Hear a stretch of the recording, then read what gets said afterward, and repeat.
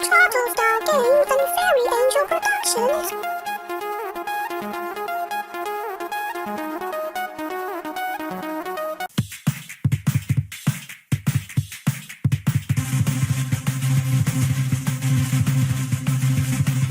Bedtime is like playtime, yeah. I'm here. I'm free to be who I please. Any shape I feel, yeah. No bounds, no rules to tame me. I'll fly free. Evil nightmares will not hold me down. Magic in my heart shine. Transform, guide me to glory. I will bend reality to my will. My game ends when I say so.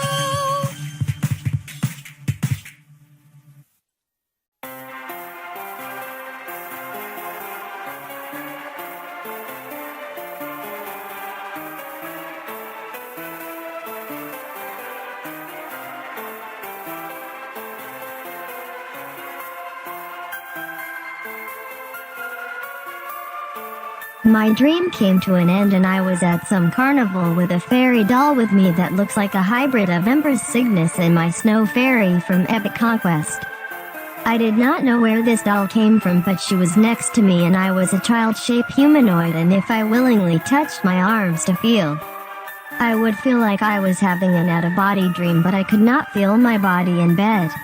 I don't think I was dead, but out of bounds. As I looked around the carnival, I saw a few young men messing with an older man who was drunk and saying he is not afraid of anything, and the guys started moving him towards the roller coaster, and once he got in, things got weird. When the man got in the car and the doors closed and the bar was dropped, he now had a look of fear on his face, and his deep voice turned into a sad high pitch like he was trying to talk like a scared little boy. I was upset at how the man was laughing at him, so I went to the man ready to press the start button to ask to get the old man off the ride. One of the men laughed and said, "Come and ride with us," and took me by the arm, and in a blink of an eye I was in the car with my doll next to me, and the other man was now in the cars looking confused. I am going to assume this was the old man's plan all along. From here on, he has never appeared again, and what is about to happen to us is where the horror show began. I think they dragged me here to suffer when I tried to help. It was nighttime, but the tunnel we was facing was pitch black on the inside, and I could not escape and was not ready for what was coming. The ride was driving me crazy and the motion of the roller coaster was too much for me, but when we went in another tunnel we was now in a group car, and the last tunnel we was in a dark place on these hanging platforms that was going into the dark air above us. The ride stopped and the men and I was in an area with a large circle of light around us and train tracks. Just at the edge of the darkness was raked like monsters waiting for us to try and run. In the darkness, the light appears to be holding them back. Not too far from the circle of light was another big circle of light with a store open and two places closed and train tracks. I tried to draw this as best as I can, since my doll had an angelic glow halo behind her head. I picked her up and held her over my head and made a mad dash to the open building, and the men followed me before the rig monsters could get any of us. Once inside, the men was fighting and some was looking at me with a look of anger, and the man running the store never said anything and just smiled but was alive and would react if asked something. In this world, time did not appear to exist, and while I did not need to eat, the people in the store did pay for a treat for me, so I ate it while worried about where I am. What felt like hours of sitting and looking outside and watching the men talk about random things, I wanted to see if I could escape this place. It was time for me to hug my doll and go to sleep, and maybe I'll return home or be in another dream. It felt like I was not asleep yet. My body felt like astral energy, making me fully aware I was not in my body and lost out of bounds in some purgatory with no magical powers and scared for my life. I went to hug my doll, but I was hugging my backpack while my doll kept watch over me since those men got me in this mess in the first place. I was able to start dreaming and this happened.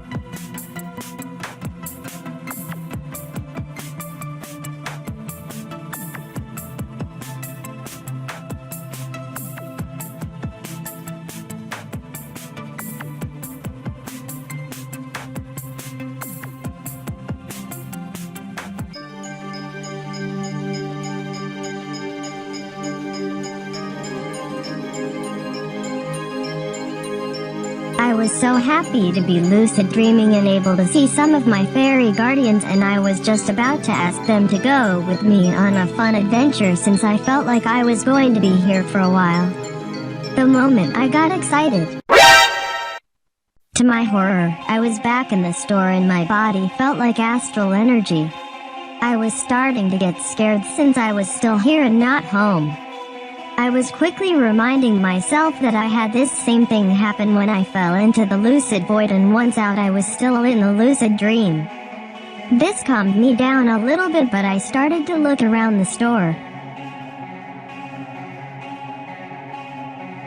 I looked out the window and saw it was daytime, and now the darkness was now a wall of fog like in Silent Hill, with the rake-like monsters was barely visible since the open area still kept them from coming after us, and we was still safe here.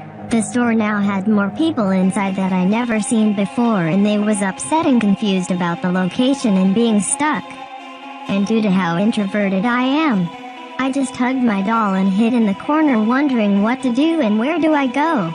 Some of the people started to go into the fog with their hands ready to punch the rake-like monsters, and the woman had her pocketbook. I think she was going to use it like a fail to defend herself, and they went in and nothing was hurt for hours.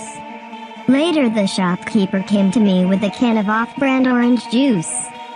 I smiled and drank it even if I was unable to get thirsty and hungry, but it was a nice thing to do. I later sat in one of the chairs next to the closed Starbucks to not stay in the Mons store this time, and as soon as I closed my eyes,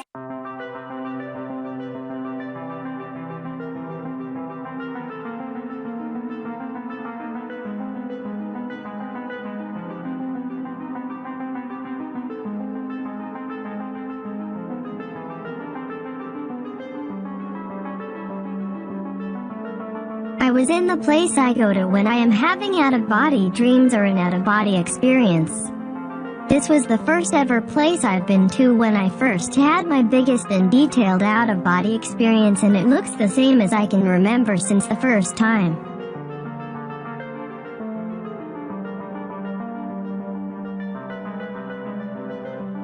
The first time I came here, I was falling and now standing on grass, and I can feel my feet touching it, and the sky was so blue and with just the right amount of clouds. I heard this calming music and singing and did not fear that I died and assume I was in heaven. My movement was very floaty to the point I was hopping like I was on the moon, and I saw two other kids in white gowns playing on a slide with a large gap but had no fear. Even I got on the slide and made a big jump across the sky. I later saw a nice lady in a robe that I would later understand was somewhere between Greek and Roman attire, and she took my hand and walked around with me, but when I wanted to stay forever with her, she set up a silly event that woke me up, and this place has been on my mind for years. She said her name is Luna, and over the years I had out-of-body experiences. She would show up until it was time for her to be created. Think persona and embracing your shadow, or she was not ready to exist and was here all along.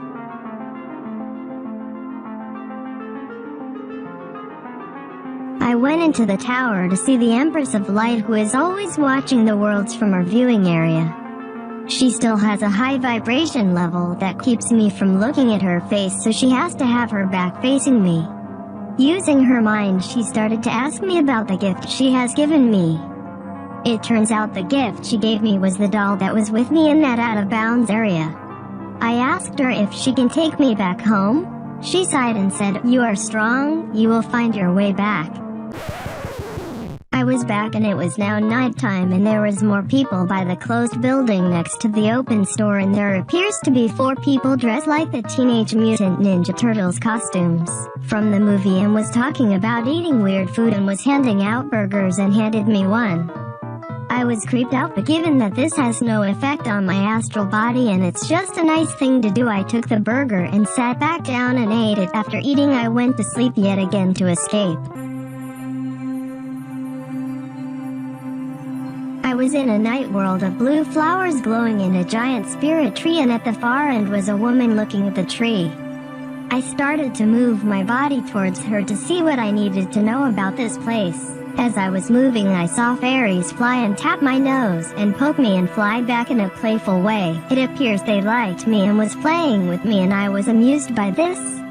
We made our way to the lady. The lady looked at me and smiled and started to speak to me. We spoke with our minds and she said, "You really love fairies. You fully understand they're not all like the ones you was playing with. Knowing all you know, you still love them, and yet, can you even figure out why you like fairies?" There was more, but the short version is, I don't know, and it's good not to know things. And embrace the unknown, even if it can be scary sometimes. After the talk, I woke up. When I woke up, it was still dark and I saw the rest of the people riding on those platforms that we was on a few days ago, and was riding away laughing and taunting me as I saw my platform was moving with them. I was left behind by the same people who got me into this mess and other people. This feeling of being betrayed and left to die alone while being laughed at was something I know all too well. I was so mad and knew this was where I get back home. Before I left in an angry fury, I went to say goodbye to the nice shopkeeper who was nice to me the whole time. He is a reminder that there are good people even in the darkest of places. Thank you, sir, for keeping me safe. Now it's time for me to get back home. I pointed my finger in the air and drew a circle and summoned my halo star and astral wings. I could not fully fly, but I could hover over the ground and move like I was skating. I had my paintbrush want to swing and use mid-range magic and close combat fighting. The astral device would help with long-range magic, having a doll flying around me to keep me from feeling alone. I did not think to summon Dolly, and we began to walk through the Valley of the Shadows of Death. Strangely, the song "So Much More" by Bentley Jones was playing in my mind.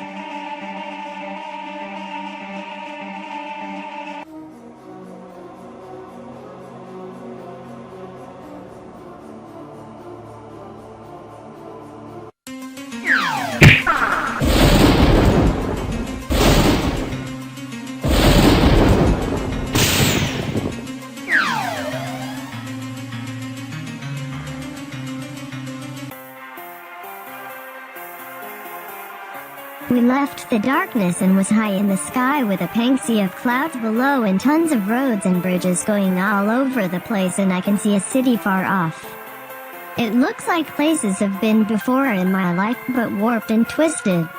There was also street lights that blocked off those rake-like monsters who was in this area also. The moment we got near the road on a bridge, muddy water started to run down the roads, and I felt that if I got in the water, I would be washed away to Lord knows where, and I was not in the mood to end up in another dark place. I used my paintbrush wand as a broom and was able to hover over the ground but not fly freely to the city far away, so we had to fly for what felt like hours. I later found a broken wall and some light shining and went to sleep since the light kept the demons away from us.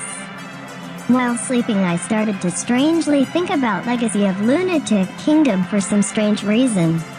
When I woke up, I was in another tunnel and started to move my body, but something smacked me and my vision went white and I saw my room and realized I got smacked out of the dream space before I could reach the light. And as soon as I saw my room and realized I was the dream sprite, I was pulled back in. Everything went white and I was now in a dark place, and I can see far ahead of me a Japanese underworld with a cherry blossom tree and a gate. I guess this was due to thinking about Poho. I was having bullet hell dreams. On my way, reality was like a bunch of veils acting as walls. If you played Klonoa 2, you may know what I am talking about. On my way, I saw the body of a man drawing a fox girl who looks a bit like Ari mixed with Didi, and the man said to the girl that she has a full history in life but is born before him and will do as he say. She has not stopped the dreamer from reaching the gate since the dreamer is having bullet hell dreams. You will battle her there. And after he said that, the picture came alive and the girl said her name is Kazuna and moved her eye at me, and we was now. I was now in the underworld with Kazuna, and I appeared to look like Luna but still had my lucid dreamer effects on me, such as stars and open eyes and halo star in the outfit I was wearing. The colors changed and now I had leggings on and only my doll. I was ready to battle to get to that gate and get back home, since I saw my body and know that gate is how I get out of this endless nightmare.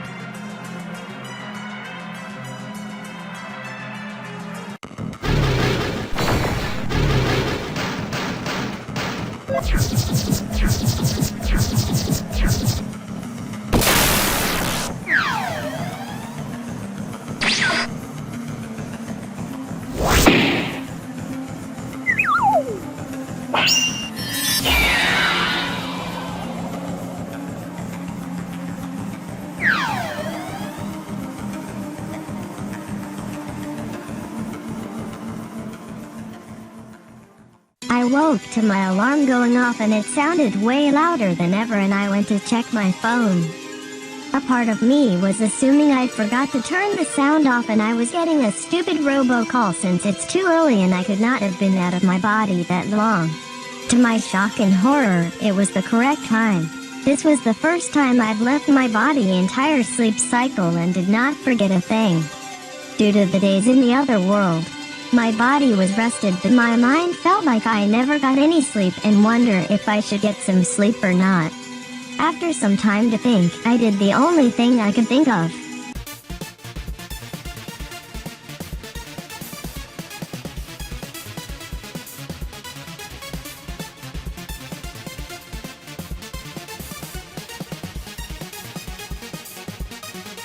Thank you for watching. Feel free to click on the icons above